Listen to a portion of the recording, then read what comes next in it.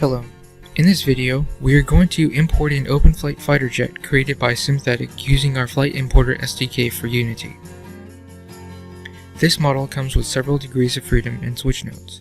Degrees of freedom allows you to move parts up and down, and switch nodes changes the model to different states. As you can see, there's a lot here that can be used to control the plane in-game. In this video, we write a simple script demonstrating how to control some of these parts at runtime. This script controls the left aileron, left elevator, and right elevator.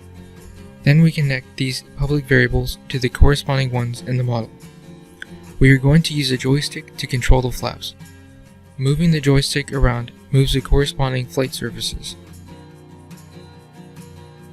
These controls could be used to make a flight simulator. For instance, in this scene, we have imported realistic clouds using Blue Skies, a plugin made by Agile Source. By using our Flight Importer SDK for Unity, you can easily reuse existing assets and quickly make them interactive inside the Unity game engine.